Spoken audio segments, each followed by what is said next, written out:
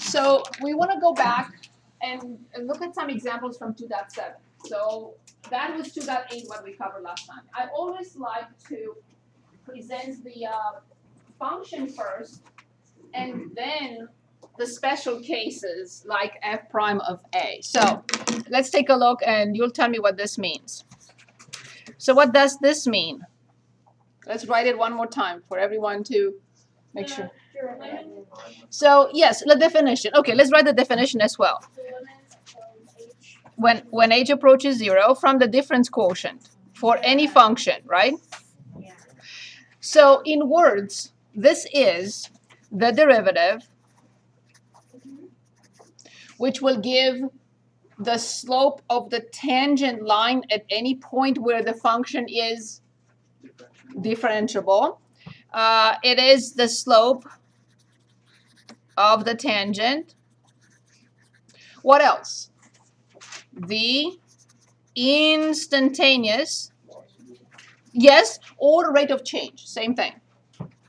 Velocity is very good. Or rate of change. Because it can be the volume of water changing in a tank. Either we put water in or we empty out. Rate of change. So these are all the meanings of f prime of x. But this is, and I have to write, where the function f of x is differentiable. If it isn't differentiable, the limit does not exist. In other words, the function is either not continuous or corner or cusp or does not have a unique tangent. You understand that for this to exist, the limit from the left of 0 and the limit from the right of 0 have to be the same, right?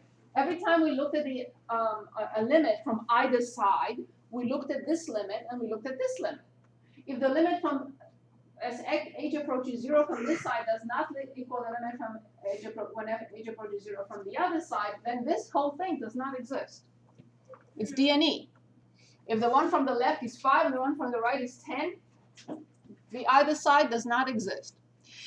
Okay, now I would like you to tell me what this could be or mean. What will this be? If this is the function, the derivative function of f of x, what could this be? Please. The derivative of y? The derivative of the same function for x equals a. That's all it means, right? I replaced x by a. There is nothing else. There is no difference, right? This time I said x is 5. So I'm asking you to find f prime of 5. In general, f prime of a. So this will be how many different numbers? Right? This is the function value, the derivative evaluated at a. So this will be one number, right? So this is the derivative of f of x evaluated at x equals a. One number. What else can it be? The slope of the tangent line at the point P that has x coordinate what? That has the x coordinate? Exactly. I think, Emily and Ricky, I think it is better for you to, yeah. Okay. So you don't have to do this around right now, okay? You need any help? Any help, Ricky? I'll okay with that. Or ASAP. Now you tell me if this is better. Is it? And we can move Brayden further to, or closer to the board. Is that better? Okay. So this is the derivative of f of x at x equals a. Is the, can anyone help? The slope of the, at P, point P with x a. It's also the velocity or the rate of change at the same point when x is, that's it.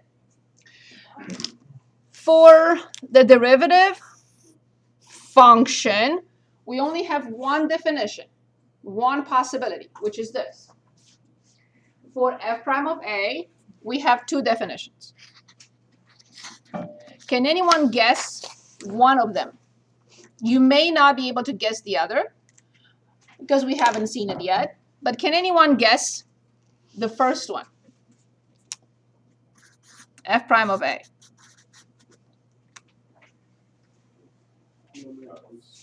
H approaches 0 from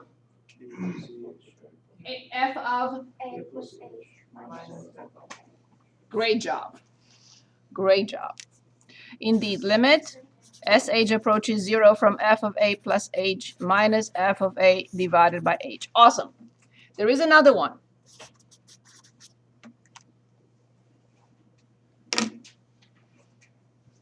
Let's look at the graph because I don't want you just to memorize it.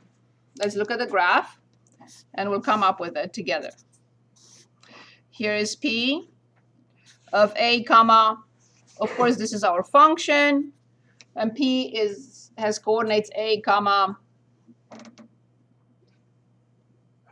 thank you very much, and q has coordinates x comma f of x. Of course this is a, of course this is x.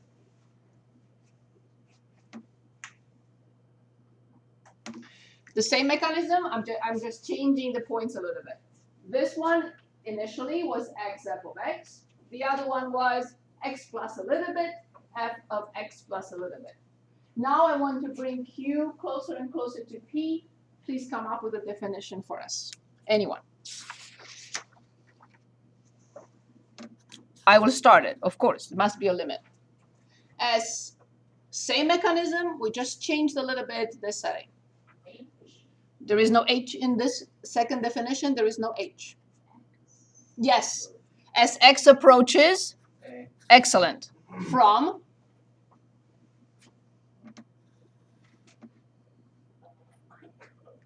same thing is the slope of the line, of the secant line.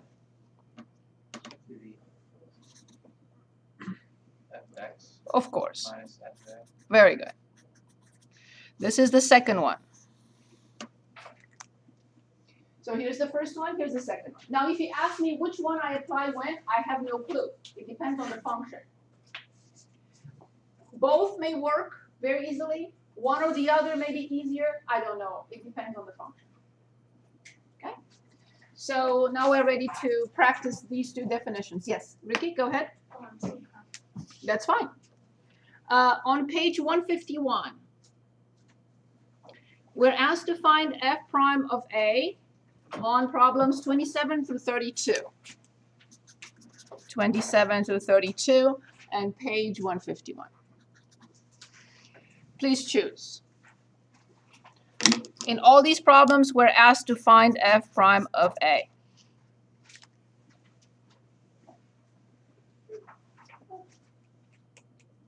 Okay, let's say problem 30. And f of x equals x to negative 2. So this is f of x. They're asking us to find f prime of a. Now, if the problem is not asking us to use what? Yes, please. F of x is x to negative 2, and we're asked to find f prime of a. So it's not f prime of F prime of x is this. We're asked to find f prime of x. Okay, so if the problem is not specifying, use the definition, one of the definitions of f prime of a. You feel free to do whatever you want. You can find f prime of x and then plug it in at the very end, just one step. Or you can use any of the two from above. Now, I'll let you decide. Would you like to at least see once an f prime of a, and then you can do, if you're not specified, you can do whatever you want. So would you like f prime of a? Would you like the first form that we've seen over and over, or you would like to try the second form? Excellent, good choice. Good, so then we are asked to find f prime of a, which is limit as x approaches a from f of x minus f of a over x minus a. So this is the second definition when x approaches a. F of x minus f of a over x minus a. Good. So this is limit as x approaches a. Can anyone dictate? Let's look at this function and please tell me what it means. Careful. It's 1 over x. Excellent. 1 over x squared. Very good. 1 over x squared minus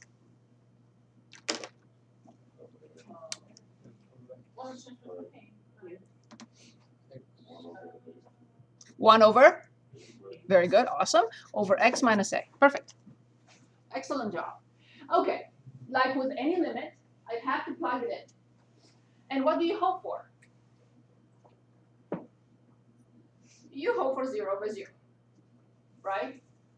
Yes, I hope that too. Right? Good. So if you plug it in, what do you get?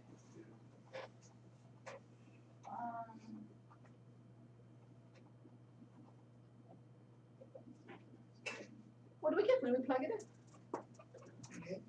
in? 1 over a squared minus over. Good. So it's 0 over 0. Perfect. What is the factor that I hope to get rid of, without which the limit will not exist if it doesn't go away?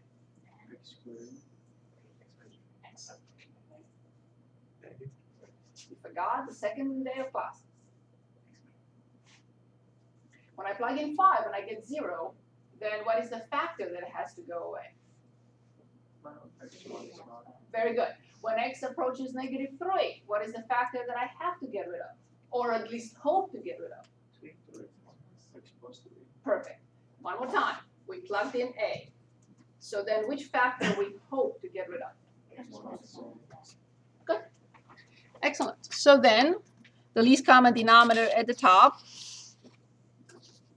It's very important to be able to read these things from the very beginning, so you know what to expect. Because if x minus a doesn't go away, something is wrong. Good. So then least common denominator at the top, please. Excellent. X squared, a squared, x squared. Perfect. Good. Now the top. What does this need? What does this need? A squared, very good, and very good. So can anyone dictate the top now? Very good. Perfect. I don't like this order. What will you advise me to do? What would you like advise me to do? I don't like this order. So I will write negative x squared plus a squared over a squared x squared times 1 over x minus a. And then descending order, always negative leading coefficient, always out. These are carved in stone. Descending order, negative leading coefficient out at all points in time. Please write it down. Do I have to write this down? Yes. You want? Go ahead. Yes. So descending order always for polynomials, negative leading coefficient out. Yes, go ahead. Oh, the previous page. I'm not sure. It's a squared minus x squared. Good. So next step. Should I put this in writing? Descending order, no negative leading coefficient. Then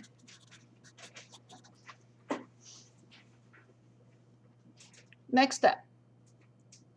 No negative leading coefficient. So what do I need to do? Very good. X squared minus a squared over a squared, x minus a. Very good. Next step.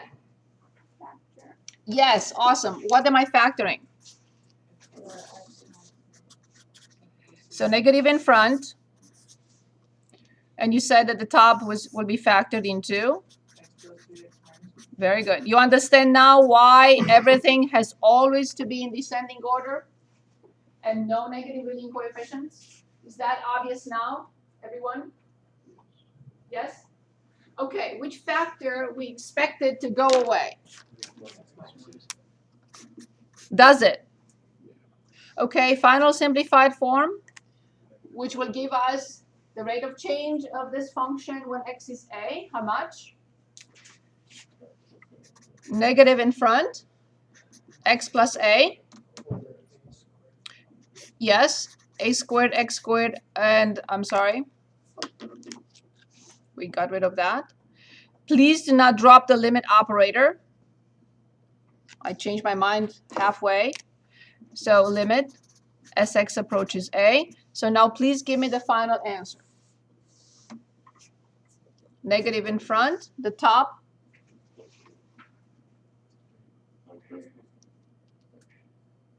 We are determining a limit now. I drop the limit operator. Something has to happen. I cannot copy what I have.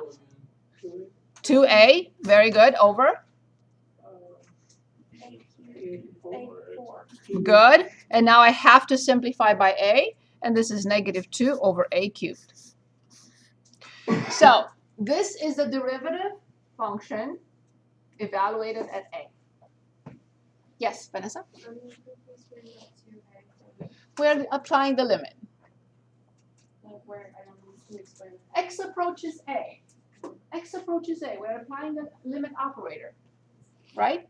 What do we do when we apply the limit operator and we drop it at the very end? What do we do? X approaches a. X approaches a. Any questions on this problem? Any questions on this problem? We did look at a word problem from this section, which was 48 last time. Would you like to look at another, or we can start reviewing for this test? I don't have any more concepts to present. Yes. So how does it would be like that?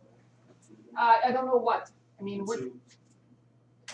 An apple plus an apple is 2 apples.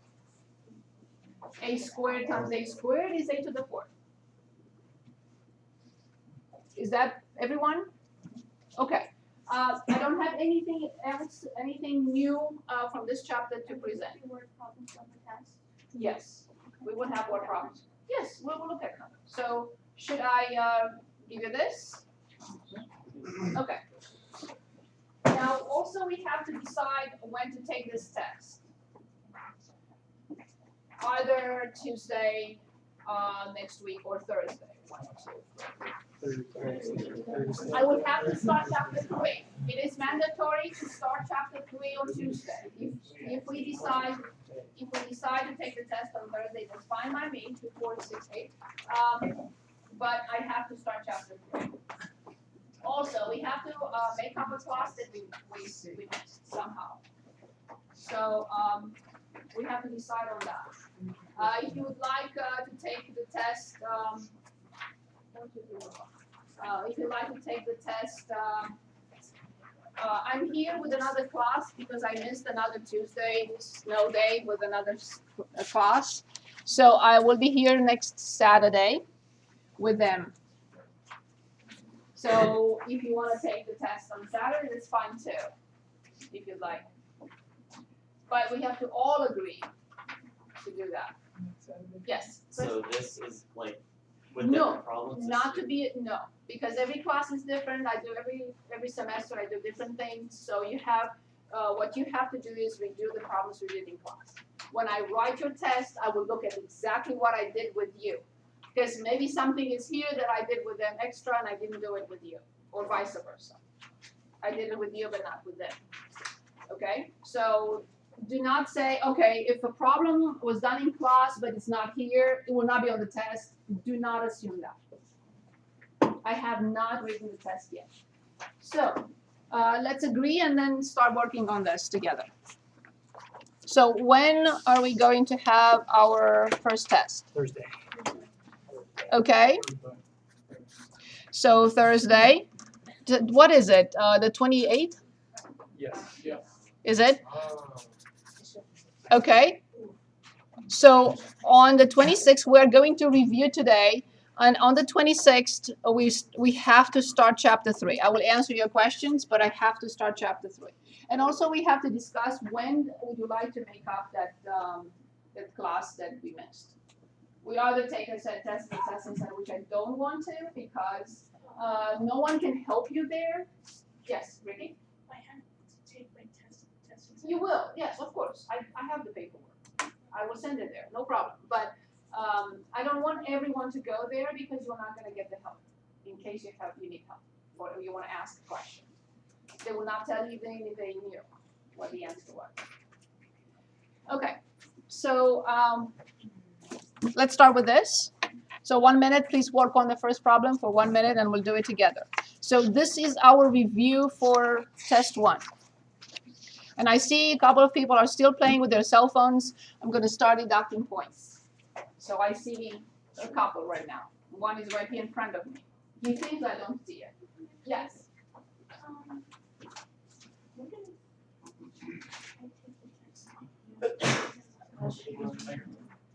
Yeah, I mean, you could because I have office hours after that.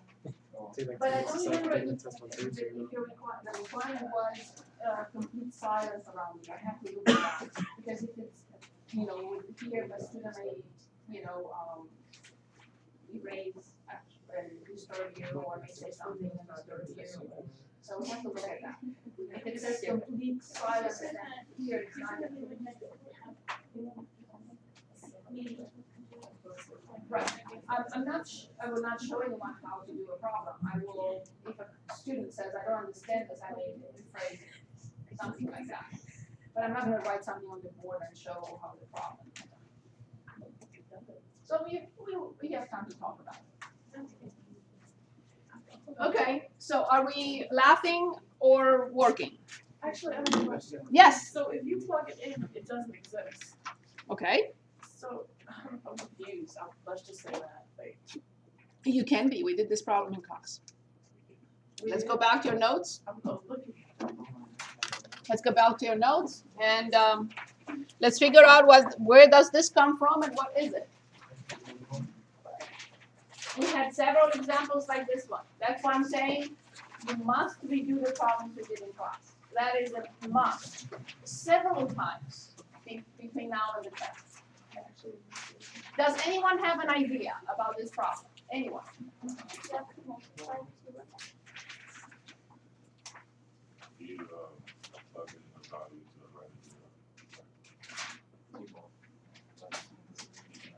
You will find it if you look in your notes.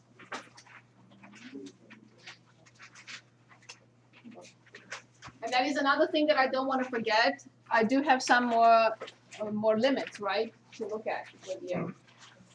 We have not finished that document that I gave you with the limits.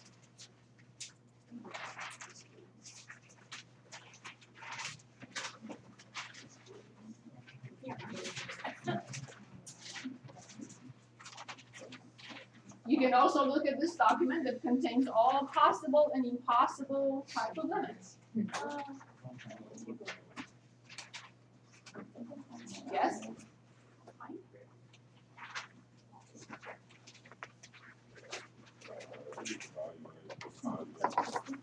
No? No? If it was done in class, I am hoping that my students learned it. That's why I put it on the test. One thing I will never do, one thing you will should never imagine me doing. And my computer says, what did I not do so I can put it on the test? That's not going to happen. Okay, so I see it in the notes of my notes from the Squeeze Theorem, right? Good, wonderful.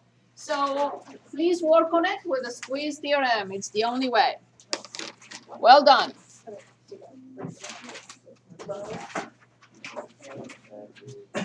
Very good, well done.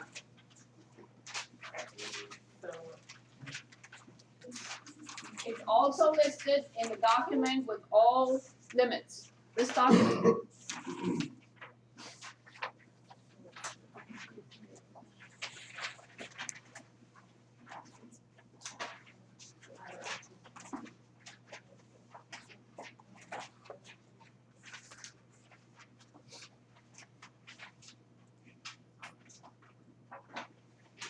Okay, is it done?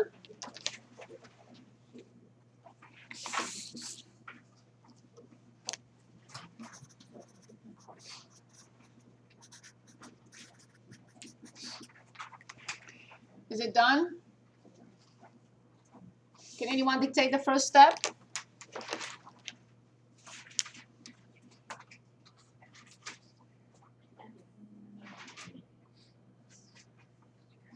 Can anyone dictate the first step?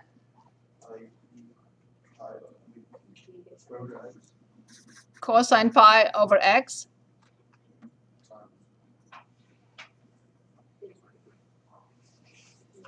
Negative 1 is in between. Very good.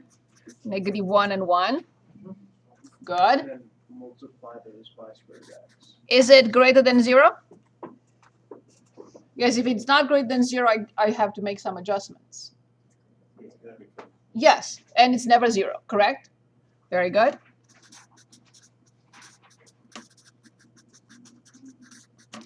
Good. So this is the first hypothesis of the Squeeze theorem, where this, let's call it somehow. How do you want to call this? Awesome. How do you want to call this? Okay, so then we call our function h of x. So we show that the function is what? Squeezed or sandwiched between two functions, near 0. Near 0. And number 2, what do I have to show? So I have to write, what do I write? Limit, very good. As x approaches from the right of, very good, equals, good, and the limit, we cannot conclude that, we have to write x approaches 0 from the right is, good. Now from 1 and 2, what do we conclude? By Squeeze theorem, the limit of the square root of x cosine pi over x as x approaches 0 from the right must equal 0. Excellent. So there is no confusion then. As long as you redo the problems we did in class diligently every day, several times between now and Thursday, you will have 0 difficulties. Yes. You will have 0 difficulties with this test. Good. Next one. Next problem. Since we have done so many of this, can we skip it? Yes. Would you agree to skip this one? So find the derivative of the function using the definition of the derivative. So I would like you, because I want to finish the entire test before we finish, we only have 45 minutes left. So what I would like you to remember, you are asked to find this. As h approaches 0, f of x plus h minus f of x divided by h. This is what we are asked to determine. So please work on it so we can move on. Yes, please.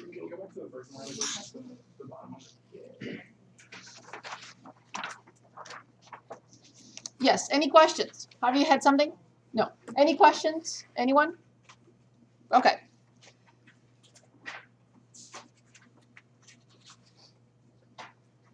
So here we have a function. Let's take a look at it. Read the question carefully. And let me know what you think about this.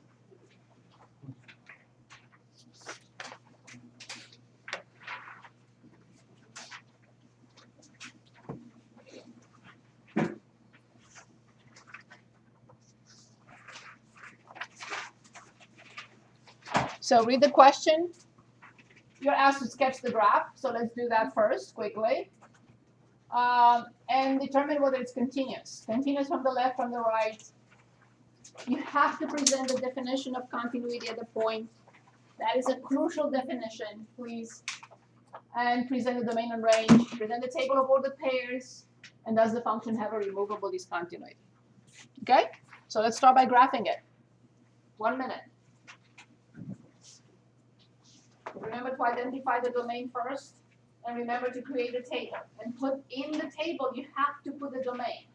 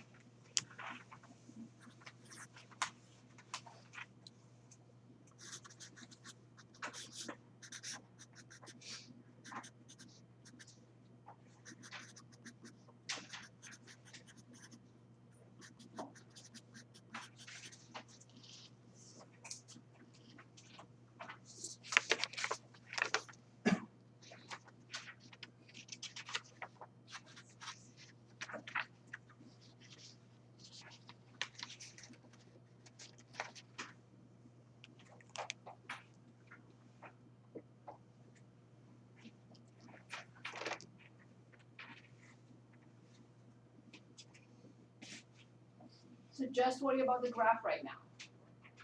And then we'll answer the rest of the questions.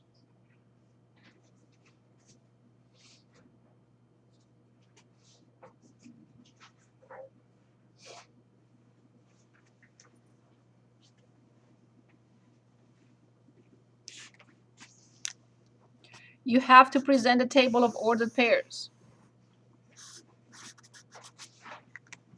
Move away from those vertical tables. They're not useful. But what follows next, we're going to add to this. We're going to add here to this table 2 more rows.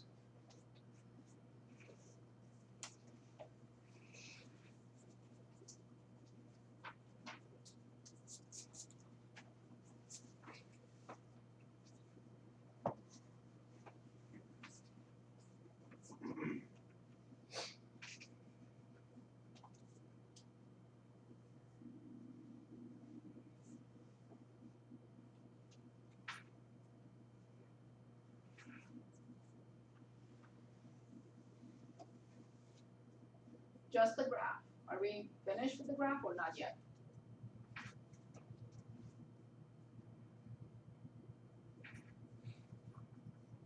Let me know if you need help. Yes. From the table, how do you get that? So you did not put the limits here. So in other words, there was very important points and the symbols underneath.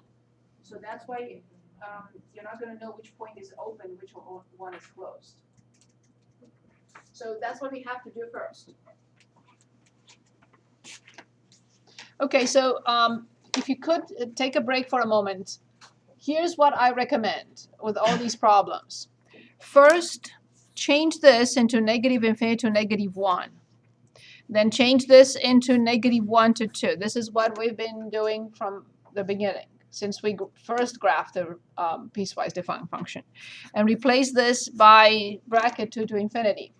And in the table, obviously from these 3, can anyone give us a domain? Anyone other than Emily? Can anyone give us a domain and what is the domain of this function? Very good, awesome. So indeed, I will write negative infinity, negative 1. Always remember 0 must be in the table. Make room for 0 always, and infinity. So the domain of this function, and I will ask you to write the domain. Negative infinity to negative 1, union negative 1 to infinity. This is extremely important. Very good. So under negative 1, here's what we do, like we did before. There is nothing in there. And under 2, we put a parenthesis facing left and a bracket facing right. You understand these 2 are touching, but these 2 are not touching. The next step, please clarify which branch goes where. Which function will you use between negative infinity and negative 1? Indeed, just pay attention, careful. Why am I doing this? because these three branches may not be presented in the correct order. So do not assume anything. This branch may be presented first, and that one may be presented last. It happens that this is in correct order from negative infinity to positive infinity. But do not assume that. You may have to rearrange them. So this is the square root of 1 minus x indeed. In the middle, of course, we have the x squared minus 1, and the last one is x plus 2. Now, the next step, I have to identify the type of functions I graph. What type of function is this? Right, and remember how we graph the square root. It's not a straight line, okay? Then what type of function is this? It's a parabola or quadratic. And what type of function is this? Okay, very good. So we have to be very careful. So now, between negative infinity and negative 1, I have to plug in a number. But if I plug in negative 5, I will not be able to take the square root. So let's figure out something that we can take the square root from, like, perfect. Because negative 1 minus minus 3 is 4, and the square root of 4 is 2. Now, I have no choice. When I plug in negative 1 in here, what do I get? Yes, I have to put it, and please put it inside the parenthesis. On the other side, when I plug in negative 1, what do I get? 0, indeed. Negative 1 squared is 1, 1 minus 1 is 0. When I plug in 0, what do I get? And when I plug in 2, what do I get? Yes, and it has to be inside the parenthesis. I'll re-explain why in a minute. Now let's plug in 2 on the other side, and I get 4. And let's plug in 3, and I get 5. So why is this so important? Because now from the table, if I ask you, what is the limit of this function as x approaches negative 1 from the left? It's right there screaming back at us. How much? The square root of 2. If I ask you what is the limit from the left of 2, what would you say? If I ask you the limit from the right of 2, what is the function value at 2? Right, because of the bracket. Right? What is the function value at negative 1? Excellent. So that's why this table has a meaning. And you don't really have to write again the limits, because they're right there in front of us. Yes, please. Sure. Go ahead. Depending on the function. Yeah. So for the square root, 2 points are good enough. For the quadratic, I need 3. Possibly the vertex. I'll see what happens. But I know that this is x squared minus 1. So I know where it crosses the x-axis. So and then x plus 2. So now let's graph. Yes, please. Anything? Any questions, please? Yes. On both sides to infinity, you just pick a point where you know the function, where you can find a solid point. So you can plot just to find the shape of it. So you're talking about here? Like where you plug in negative 3 to get a whole 2. Would you just do it to find the shape of it towards that? Yes, I can use just 1 point. If I only use 1 point, I will not show you that I graph. You can draw the conclusion that I just copied it from the graphing calculator. I have to show at least 2 points for any function, and for some of them more, like the quadratic. Okay, perfect. So negative 3 comma positive 2, and this is a full point. And negative 1 comma the square root of 2 is 1.41, so something here, and this will be not a straight line. Careful. This is the square root of 1 minus x. Now inside negative 1, 0, it's still an open point. 0, negative 1 is a full point. And 2 comma 3, as you already told me, is an open point. You can put in 1, it will be advisable, and it is advisable to put in 1 comma 0 also. So it passes through this point as well. So here's the graph. This is the middle part. And on the other side, 2 comma 4. So this was 2 comma 3. 2 comma 4 is a full point. And 3 comma 5 to the right. So this is function f of x. So now, can anyone give us the range of this function? Careful. Actually, it is true, because this will eventually cover this. This will eventually cover this. So here's right. So indeed, from -1 to infinity, because this goes to infinity. So indeed, the range is -1 to infinity. So now, is this function continuous? No. These numbers are not the same. First of all, the function is undefined. These numbers are not the same. These numbers are not the same. Obviously, the function is not continuous. Not continuous at x equals -1, since it is undefined there. Not continuous at x equals 2. And in parentheses, jump discontinuity.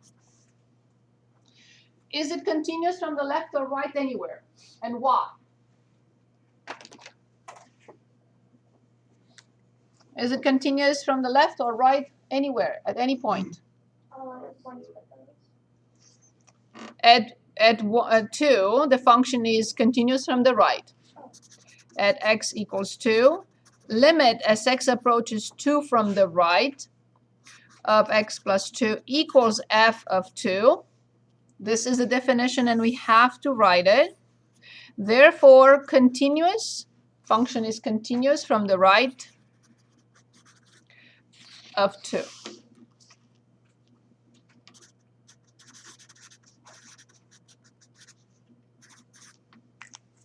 We don't have anything else. The function is continuous from the right at x. Yes, Vanessa? So I understand why that one's continuous. Why isn't the other side continuous? Is it The because definition of continuity from one side is the limit from the left must equal the function value of that point. So just because it has an open circle, it's not continuous. It will never be continuous from one side if it has an open. Yeah, the definition says from the left, the limit from the left must equal the function value. How do you know which point is closed? Very good. Because of these symbols. If I don't put the symbols, I will never know.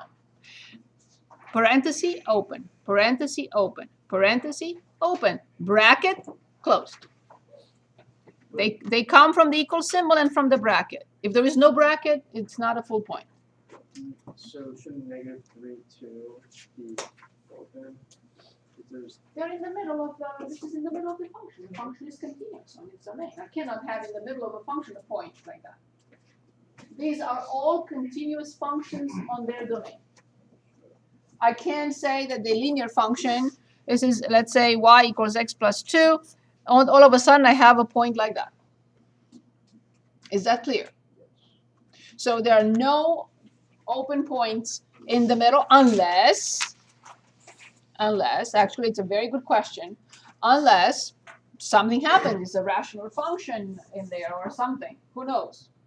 But unlikely for this, unlikely for this, and unlikely for this. But you're right, we should be careful and look. Very good. Okay, next question. Anything else? Okay, so problem 4, I would like you to work on it, and if you have any questions, because we have worked on several of these. If we have time today, we'll come back to it. I'd like to move on to limits. Okay, so let's work on ABC first. ABC.